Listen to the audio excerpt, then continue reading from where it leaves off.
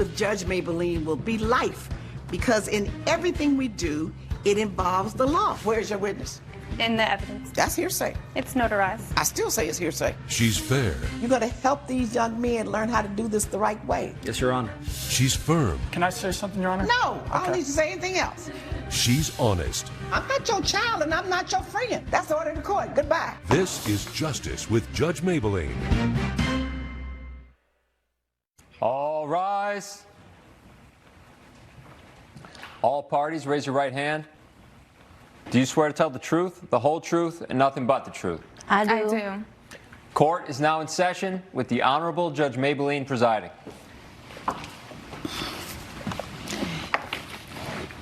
Thank you. You may be seated.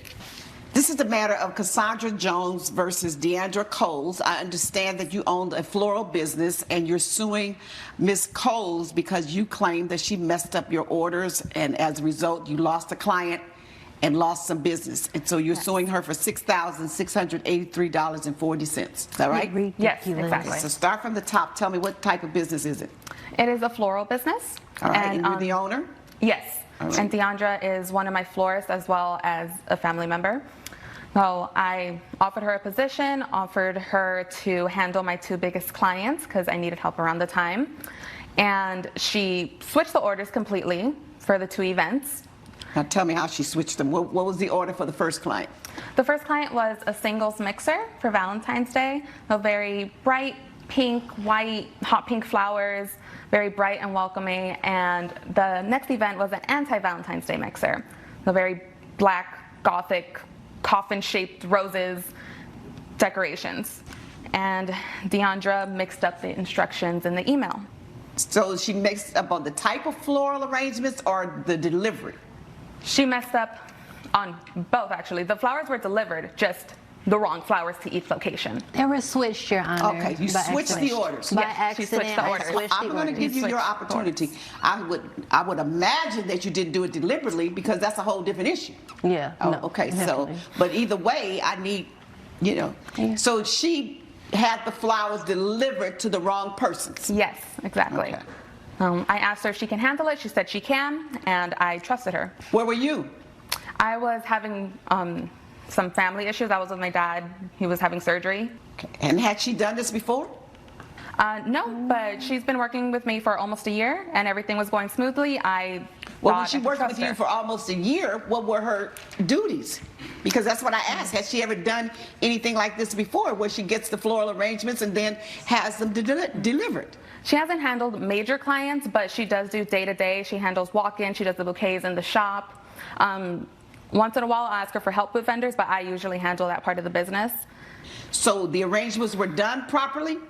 They were done properly, yes. But delivered I'm to the aware wrong of. persons? Yes, delivered to the wrong addresses. Okay. So now how did that impact you because of delivery to the wrong address? It couldn't be corrected? No, the parties were starting that day, and each client has a completely different aesthetic. So one client was manageable with the mistake. The next client, the Anti-Valentines Day mixer that asked for the black gothic flowers and got the bright pink ones, were very unhappy, lost their guest, thought that they're playing a joke on them, and made it clear that they no longer want to work with me. I've worked with them for 3 years, each of them. Okay, so when the flowers are delivered, someone there has to receive the order, right? Yeah. So when you delivered the wrong flowers to the wrong venue, no one called right away and said, this is not what I ordered? Nobody called and reported back that it was the wrong thing until the party started, and then the people got to the party and realized that it was the wrong arrangement. Okay, I don't understand. What time did the party start? Say delivery number 1 for the pink flowers. What time was that party supposed to start? I believe that party was supposed to start around 3. Okay, and what time was the party for the black gothic flowers? I believe that was probably around like 12, possibly. Okay, and what time did you deliver?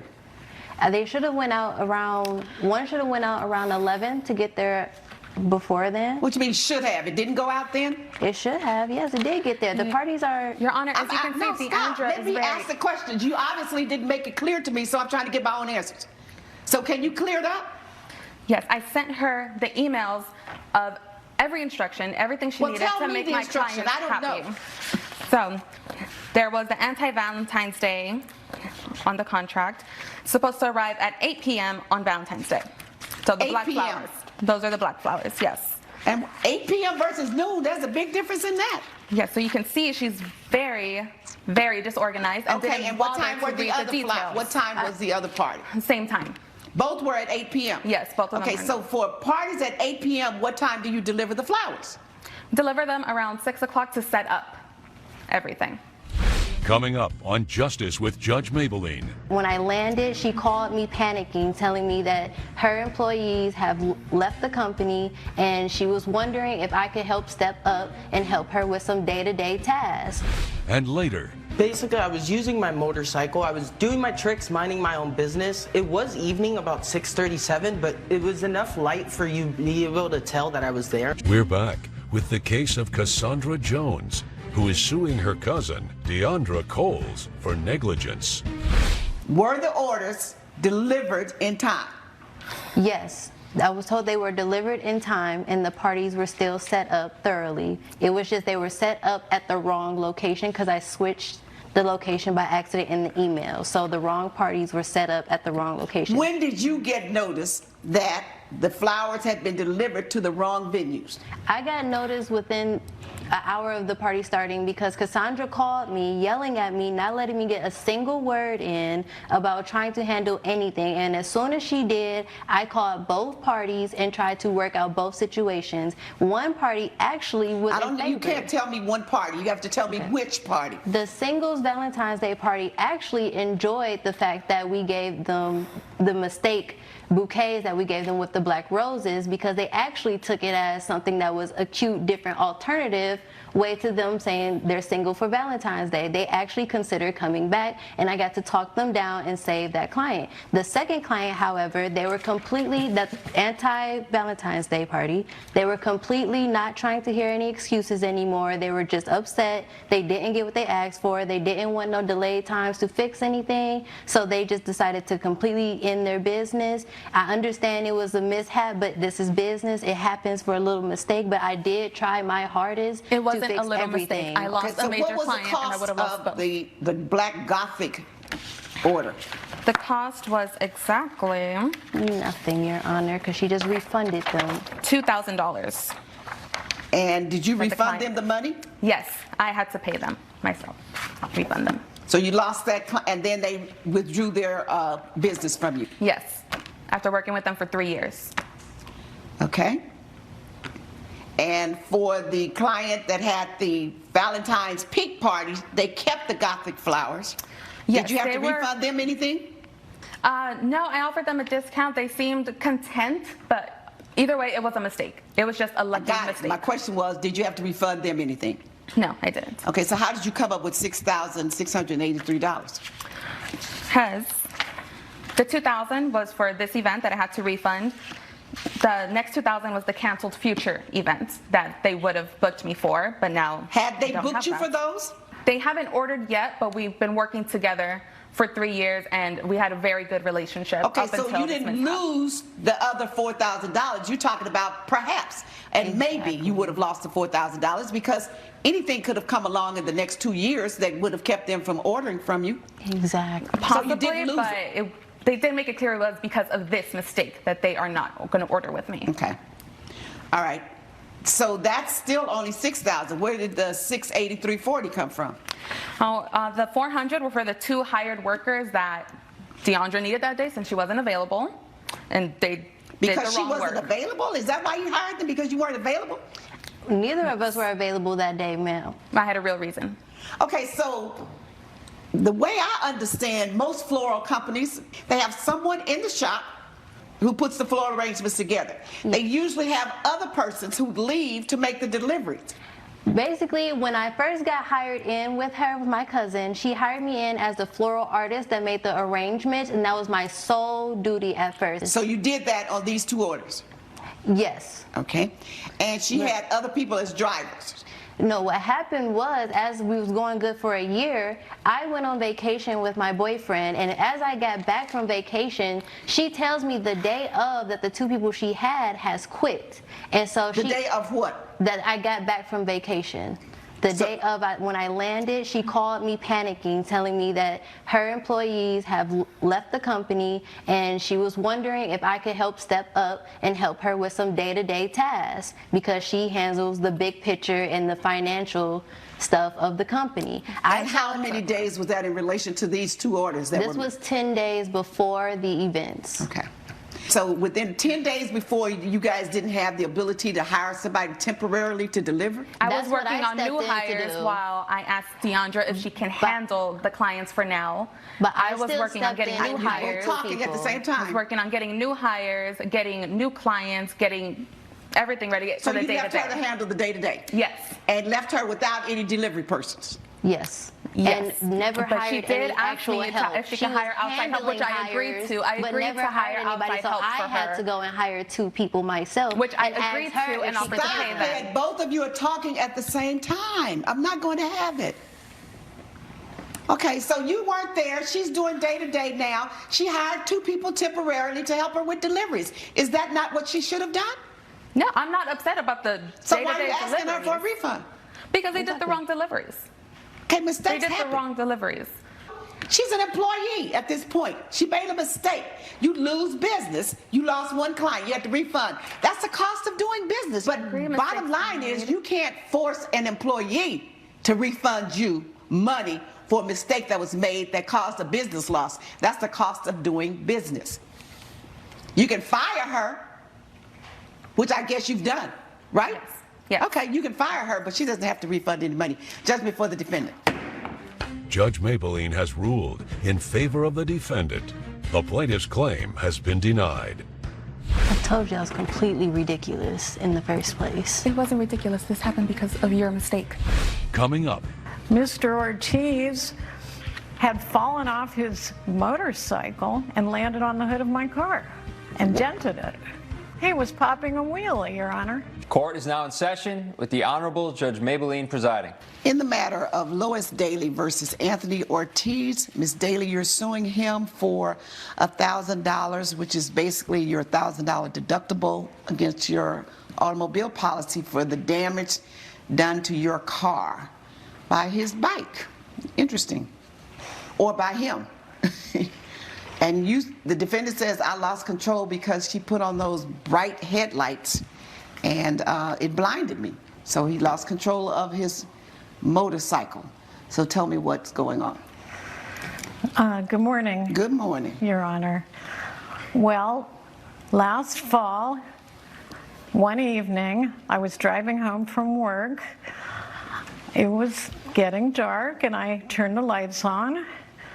I was on a very narrow residential street and all of a sudden something was coming at me. I couldn't see what it was. It was up in the air. So I panicked and I turned the high beams on. Just at that moment, Mr. Ortiz had fallen off his motorcycle and landed on the hood of my car and dented it. He was popping a wheelie, Your Honor, Okay. In a residential community. in a residential narrow street in the dark. All right. And so you took your car for the damages to get repaired? I have not gotten it repaired. I have a picture of the dent. Oh, you have a picture of the dent. Oh, you're waiting on your $1,000 deductible. Exactly. So your body caused all of that damage? Apparently, Your Honor. coming up. So I was on my side doing my tricks and I noticed a vehicle approaching. I didn't make much of it. And then within seconds, I was up doing a wheelie and then I just see these lights blind me. We're back with the case of Lois Daly, who is suing Anthony Ortiz for property damage. What happened? Basically, Your Honor, let me tell you how it went. So I've been practicing how to ride bikes for a couple years now. I've done it for about 4.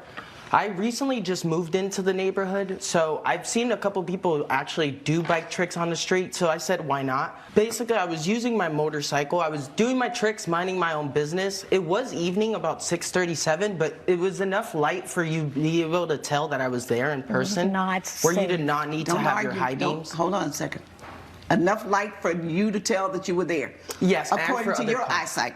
Yes, Your Honor. And also, other cars didn't have their headlights nor high beams while they were passing. So I figured it was still enough daylight where we didn't need that. So I was on my side doing my tricks, and I noticed a vehicle approaching. I didn't make much of it. And then within seconds, I was up doing a wheelie, and then I just see these lights blind me.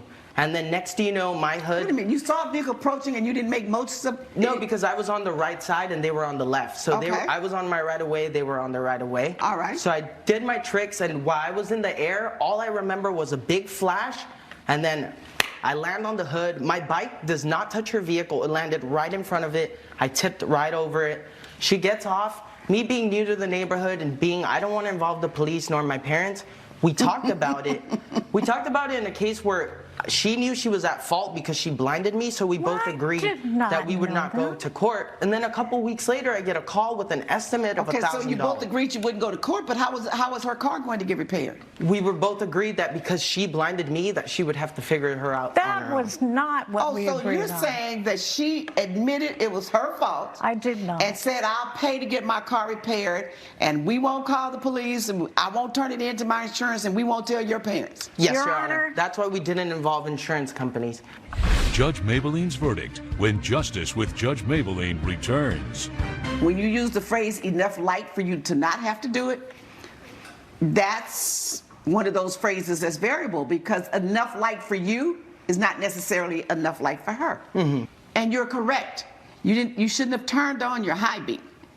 You only supposed to turn on your high beam when there's darkness, but never when you're approaching another vehicle. So that was the wrong thing to do, was to turn on the high beam when you saw something go up.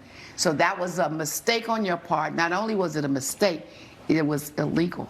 Nevertheless, it was also illegal for you over here to do a wheelie. No matter how old you are, no matter how many years you've been doing it, no matter how many people you've seen doing it, it's still illegal. So you were at fault as well. Both of you were at fault. We call that comparative fault. So you had fault and you had fault. If it's going to cost you $1,000 to get your car repaired, then I'm going to order you, Mr. Ortiz, to pay her $500 for the repairs of that vehicle. Judgment for the plaintiff in the amount of $500. Judge Mablean has ruled in favor of the plaintiff. The defendant has been ordered to pay $500. I do apologize. I'm sorry. We should have figured things out before. I should have called my insurance company, and I should have called your parents. Wow. I literally just said sorry.